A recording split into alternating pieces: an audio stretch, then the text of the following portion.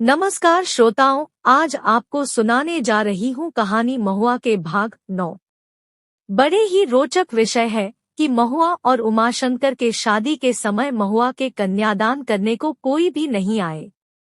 विश्वम्भर जी पंडित जी को बुलाकर उमाशंकर के साथ महुआ की शादी के बंदोबस्त किया तो किसी और को खबर किए बगैर चुपचाप बेटा उमाशंकर के साथ महुआ की शादी करवा दिया। पता नहीं उनको किस बात की डर था। पूरे गांव वाले खरे खरे तमाशा देखते रहें। उस समय महुआ को बहुत अच्छा लगा तो उमाशंकर कहें या उर्मिला देवी को भी बहुत अच्छा लगा। उनको ऐसा लगा कि मानो स्वर्ग से आई हुई किसी खूबसूरत परी के साथ उमाशंकर का शादी करवा दिया। उन्हें उनके सपनों के बहू मिल गई है। उर्मिला देवी को पता थोड़ी ही है कि जिस महुआ को यह अपने घर में पनाह दी, यह जो भी बातें कही है कितना सच है। यह महुआ सचमुच उनके बहू के रूप में कैसी होगी। गांव में उर्मिला देवी तथा उनके पूरा परिवार को लेकर बहुत से चर्चाएं होने लगी। यह सभी हंसी का पात्र बन गए, मगर गर्व से सभी के सीना फूल गई है कि इतनी खूबसूरत बहू आज तक किसी के भी घर में नहीं आई है। मगर उनको अंदाजा नहीं था कि नए नए महुआ, जो कि मोतीचूर के लड्डू कहें या तो गुलाब जामुन की तरह या कहें तो रसगुल्ले की तरह दिख रही है, बाद में वह तीखी मिर्ची के पकौड़े की तरह बन सकती है। समय के साथ साथ महुआ अपने रंग दिखने लगी। उसके रंग के डिब्बे धीरे धीरे खुलने लगी और अपने प्रभाव से सासू माँ उर्मिला देवी जी को ही सौतन बना डाली। उर्मिला देवी अपने बहू महुआ के क्रूर व्यवहार के कारण तिल तिल कर जलते हुए अंगार बनती चली गई और छुप छुप कर रोती रहती।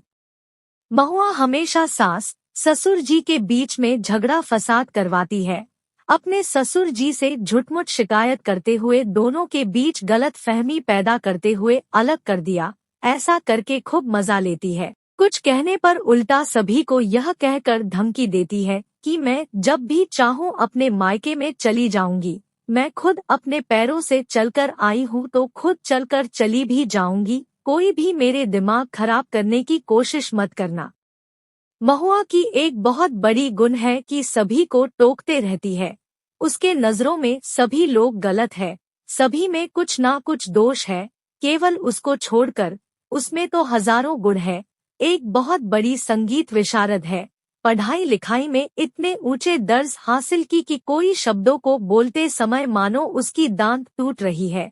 इतने ज्यादा क्वालिफाइड है कि मानो आइंस्टीन की जगह लेने से मात्र 2 कदम पीछे रह गई हो। गायन में सुर सम्राज्ञी लता दीदी से मात्र 1 कदम पीछे रह गई हो। एक क्लास और पढ़ लेती तो शायद देश के चीफ जस्टिस बनने की सपना देखती, कहना अतिशयोक्ति नहीं होगी। फिर भी कम क्या है, वह तो अपने आप को अमेरिका के राष्ट्रपति से कम नहीं समझती है। अगर आपस में झगड़ा करवानी है तो तुम भी महुआ को बुलाकर ले जाओ, तुम्हारी जीत पक्की है। यह तो समझो कि महुआ कलयुग में है। अगर त्रेता युग में होती तो माता कैकेयी के दासी मंथरा के जगह पर उसे राजमहल में जगह मिलती। वैसे भी सूरपनखा जैसे प्रतिष्ठित पद पर भी आसीन हो सकती थी। वैसे तो द्वापर युग में राजा कंस के राज में पुतना की जगह ले सकती थी, या तो भगवान प्रहलाद जी के बुआ जी के जगह भी ले सकती थी। मगर हमारे दुर्भाग्य है कि उस जमाना में उसे ऐसी कोई स्थान पर जगह मिली थी कि नहीं, हमें मालूम ही नहीं है। मगर थोड़ी सी कोशिश करेगी तो आज के समय में अमेरिका की राष्ट्रपति पद के दावेदार जरूर बन सकती है। ऐसे में खुद ही विशंभर जी के घर के बहू बनने पर बहुत दुखी है। लेकिन यहाँ रहकर इतना तो उसे परखने को मौका मिल रही है कि कौन खुले मन से दानशील है या कौन कृपण है। उसके नजरों में खुद महुआ है जो खुले हाथों से दान देने वालों में से है, बाकी सभी लोग तो कृपण है। महुआ सभी के मुंह पर सीधा सपाट कहने वाली है। इस मामले में बिल्कुल ही कंजूस नहीं है। जब भी जो भी मुंह में आए लोगों को कह देती है, मानो वह आज भी चॉकलेट खाने वाली बच्ची है। उसे तो पता ही नहीं है कि किसे क्या कहा जाए। किसी को भी कहती है कि आपके दिल इतने छोटे कैसे हैं। अगर लोग उसे खूब दान दे तो वह बड़े दिलवाले हैं। वैसे तो महुआ सचमुच बहुत बड़े दिलवाली है।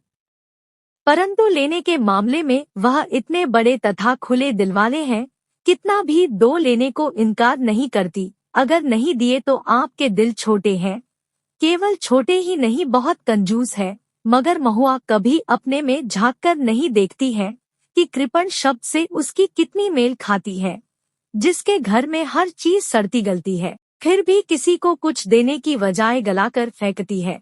तो है ना बड़े दिल वाला, जब तक गलेगी नहीं तब तक किसी को कुछ भी नहीं देगी, और देगी भी क्यों, आखिर विश्वंभर जी के पैसे से खरीदे हैं।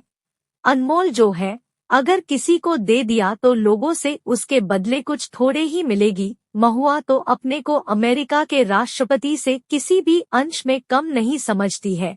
ऊपर से दान दक्षिणा के मामले में तो क्या कहना, अगर किसी ने उसे दिल खोलकर दान दिया तो बड़े अच्छे लोग हैं, अगर थोड़ा कम हुआ तो उनसे ज्यादा नालायक तो दुनिया में कोई भी नहीं है, चाहे उनके असलियत कुछ और हो या नहीं। वैसे तो महुआ के पिताजी बड़े दिलवाले हैं। महुआ कहती है कि उसके पिताजी इतने दिलवाले हैं कि दिलवालों के लिस्ट में एक नंबर पर है। हाँ जरूर, क्यों नहीं होंगे, तभी तो यह अपने रिश्तेदारों के सारे जमीन जायदादों को अपने नाम से कर लिया। लोगों ने भूखे प्यासे रहकर उन्हें पैसा दिए थे ताकि ठीक ठाक से जमीन देखकर खरीदवा देंगे, पर यह उन पैसों से जमीन लेकर उस पर अपने ही बेटा बेटी और पत्नी के नाम अंकित कर दिए हैं। ना बड़े कमाल के लोग। दूसरे की पैसा पर मालामाल होकर हर कोई अपने मुंह से बड़ी बड़ी बातें कर सकती है।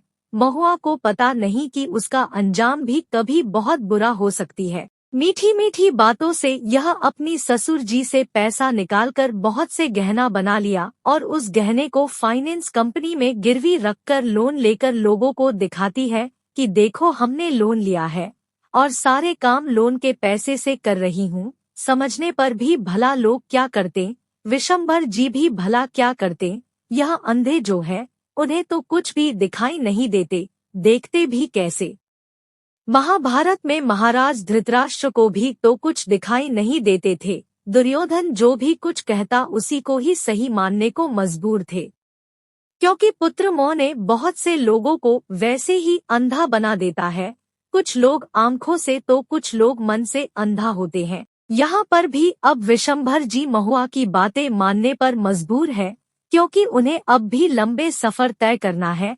उन्हें भी गंगा पुत्र भीष्म के तरह इच्छा मृत्यु के वरदान जो मिला है, ऐसे में उन्हें लंबे समय तक जीवित रहना होगा। महुआ का बेटा को डॉक्टर जो बनाना है, इसका शादी करवाना है। उन्हें भी पोता के बीवी को 7 ठुमके लगाने हैं।